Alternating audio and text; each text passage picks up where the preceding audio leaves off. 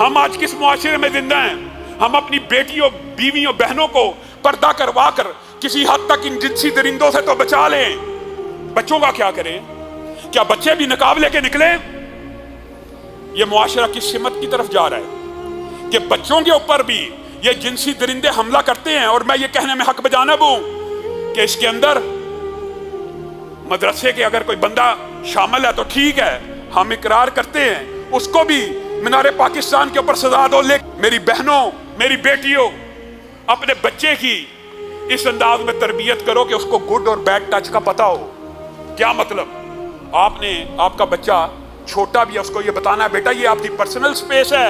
आपका वालिद तो आपके मुंह पे चूम सकता है, आपका बाप, आपकी माँ तो आपको नहला सकती है, उसके हाथ तो इसी जगह पे लग जाए तो कोई हरज नहीं, लेकिन इनके अलावा अगर कोई भी यहाँ पे हाथ को लगाएगा तो आपने हमें शिकायत लगानी है, हमें आके बतलाना है कि लामा साहब बचपन में हमारे साथ ऐसा हुआ था, हमने अपने माँ बाप को बतलाया था, माँ बाप ने यकीन नहीं था किया। माँ बाप कान खोल लें और मेरी ये बात सुन लें कि ये कभी ना सोचा करें कि बच्चा ये इल्जाम लगा रहा है। जब कोई बच्चा आपको शिकायत लगाता है, होता क्या माँ बाप के दिल में आता है ये कैसे मुमकिन है कि भाई मामू और चचा ये काम करें? वो कहते हैं यकीन ही नहीं आया जी, और बच्चे की बात के ऊपर यकीन नहीं करते, उनके ऊपर यकीन कर लेते हैं। बच्चे सारी जिंदगी नफसियाती मरीज बन जाते हैं। और यही उस्ताद और शागिर्द का रिश्ता भी है, नहीं यकीन आता, लेकिन आपने ये दरिंदगी इस बदबख्त की सफेद दाढ़ी को जिसने आज पाकिस्तान में शर्मिंदा कर दिया, आज तो आपको हमारा साथ देना चाहिए। मौलवी को तो आप वैसे ही टांगना चाहते हैं। आए सबसे पहले इससे इब्तिदा करते हैं, इसकी लाश को मीनारे पाकिस्तान के ऊपर 14 दिन के लिए लटका दिया जाए।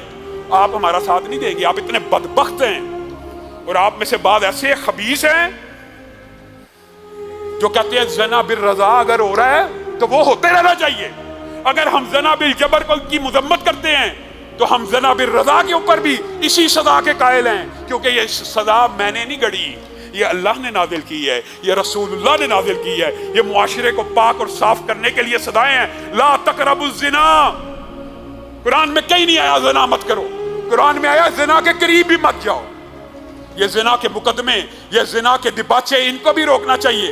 ये फाशी और उर्यानियत की जो ये लगार टीवी के ऊपर है, मीडिया के ऊपर है, इंटरनेट के ऊपर कोई पाबंदी नहीं है, कोई पेरेंटल कंट्रोल नहीं है। वो इतने बदबख्त है, बेगैरत, बाहर की दुनिया में पेरेंटल कंट्रोल लगाया हुआ है 18 साल के उम्र के बाद, और हमें ऐसे दिया हुआ है कि जो बच्चा उठे जो मर्जी देख ले।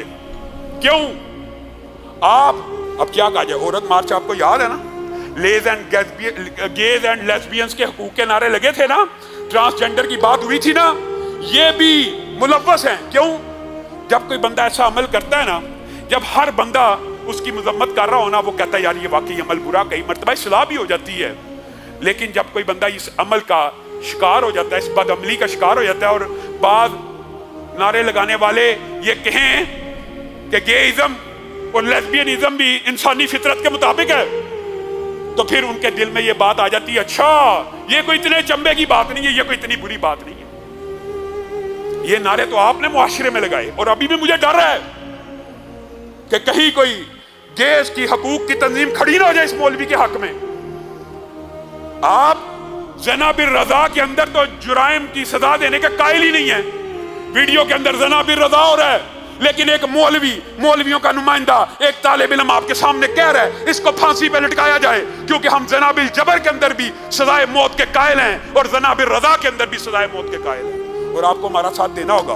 अगर आपने मुआशरे के अंदर से ये बदकारी, ये उरियानी और ये फहाशी खत्म करनी है, तो आपको बिल्लाहिर इसी बात पे आना होगा कि इस तरह के दरिंदों को इबरतनाक सजाएं दी जाएं। और मैं वफाकुल मदारस से, अपने बड़ों से, अपने जो अकाबरीन है उनसे ये बात कहना चाहता हूँ, आपको मदारस का एक ऐसा सिस्टम बनाना चाहिए, ये दीन के इदारे हैं। आप ये कह के बरी नहीं हो सकते कि यूनिवर्सिटियों में भी होता है, यूनिवर्सिटियों में होता तो होता रहे, जाए जहन्नुम में।